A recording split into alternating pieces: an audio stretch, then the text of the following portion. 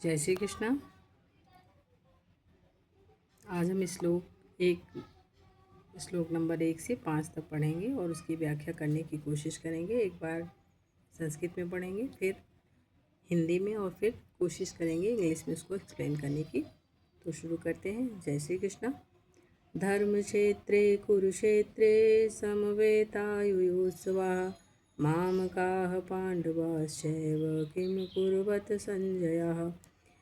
इसमें धृतराष्ट्र ने कहा संजय से, धर्म भूमि कुरुक्षेत्र में युद्ध की इच्छा से एकत्र हुए मेरे तथा पांडु के पुत्रों ने क्या किया।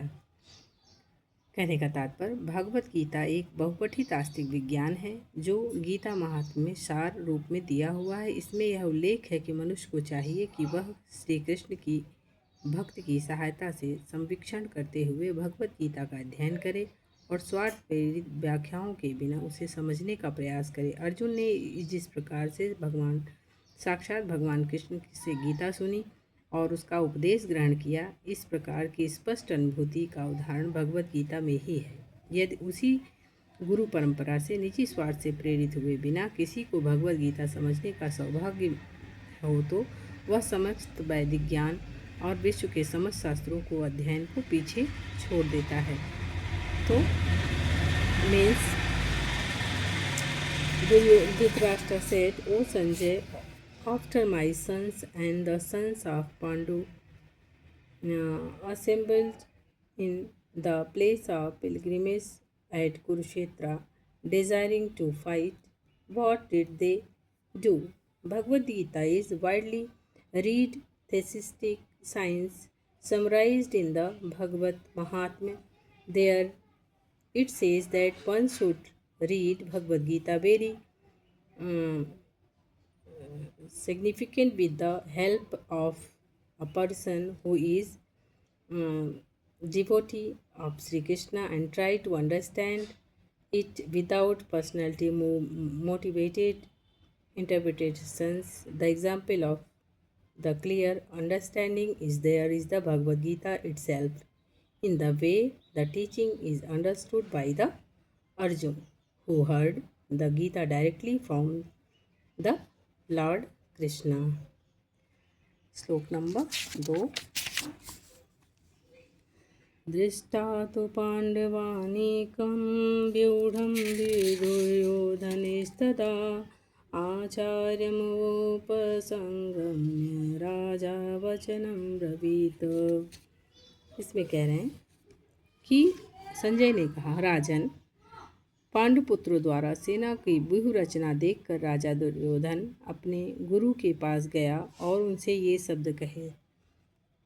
कहने का मतलब, धृतराष्ट्र तो जन्म से ही अंधा था, दुर्भाग्यवश वह आध्यात्मिक दृष्टि से भी वंचित था। वह यह भी जानता था कि उसी के समान उसके पुत्र भी धर्म के मामले में अंधे हैं और उसे विश्वास था कि पांडवों के साथ कभी भी समझौता नहीं कर पाएंगे, क्योंकि पांचों पांडव जन्म से ही पवित्र थे। Means Sanjay said, O king, after looking over the army arranged in the military formation by the sons of Pandu, King Duryodhan went to his teacher and spoke the following words. Means, Dhritarashtra was blind from birth. Unfortunately, he was also bereft of the spiritual vision. He knew very well that his sons were equally blind in the matter of religion, and it was sure that they could never reach an understanding with the Pandavas, who were all pious with birth. Shloka number 3।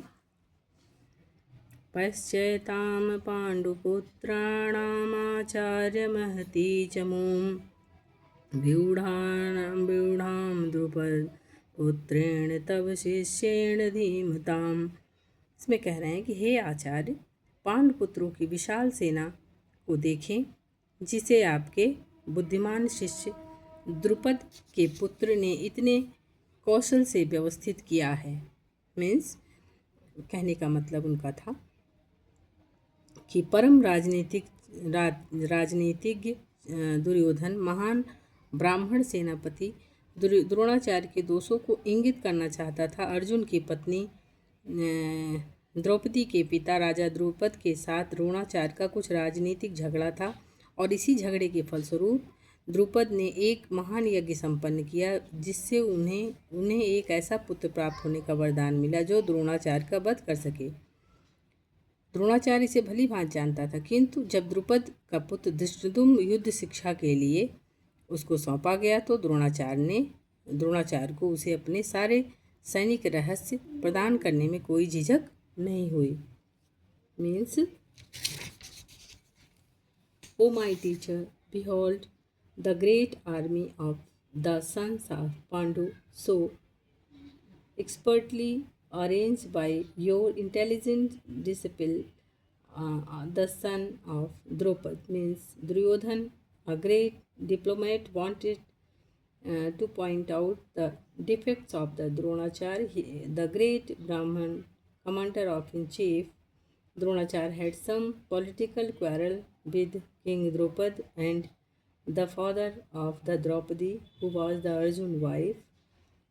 As the result, he quarreled. Drupad performed the great sacrifice by which they received the benediction of the having a son who would be able to kill Dronacharya. Dronacharya knew this perfectly well, and yet the liberal Brahmanas, he did not hesitate to impart his military secrets when the son of Drupad. श्लोक number 4। अत्र शुरा महेश्वासा भीमार्जुन समायुधि युयुधानो विराटश्च द्रुपदश्च महारथा। इस सेना में भीम तथा अर्जुन के समान युद्ध करने वाले अनेक वीर धनुर्धर हैं, यथा महारथी युयुधान, विराट एंड द्रुपद। मीन्स, यद्यपि युद्ध कला में द्रोणाचार्य की महान शक्ति के समक्ष धृष्टद्युम्न महत्वपूर्ण बाधक नहीं था, किंतु ऐसे अनेक योद्धा थे जिनसे भय था। दुर्योधन इन्हें विजय पथ में अनेक बाधक मानता था, क्योंकि इनमें से प्रत्येक योद्धा भीम तथा अर्जुन के लिए समान दुर्जेय था। उसे भीम तथा अर्जुन के बल का ज्ञान था, इसलिए वह अन्य की तुलना इन दोनों से करता था। Means, here is the this army are main heroic bowmen equal in fighting to Bhishma and Arjun, great fighters like Yuyodhan, Virat and Drupad. Even though Drishtadyumna was not a very important obstacle in the face of the Dronacharya very great power in the military art, there were many others who were causes to fear. They were mentioned by Duryodhan as a great stumbling blocks on the path of victory, because each and every one of them was the formidable as the Bhishma and Arjun. He knew the strength of Bhishma and Arjun, thus he compared the others with them. श्लोक number 5। धृष्टकेतुश्चेकिस्तान काशीराजश्च वीर्यवान् पुरुजित् कुन्तिभोजश्च शैबश्च नरपुंगवः। इनमें इसके साथ ही Dhrishtaketu, चेकिस्तान, Kashiraj, Purujit, Kuntibhoj and शैब जैसे महान शक्तिशाली योद्धा भी थे। There are also great heroic powerful fighters like Dhrishtaketu, Chekitan, Kashiraj, Purujit, Kuntibhoj and Shaibya. ये 5 श्लोक आज हुए, बाकी के श्लोक कल पढ़ेंगे। जय श्री कृष्णा। आशा है आप लोगों को समझ में आया होगा। जय श्री कृष्णा।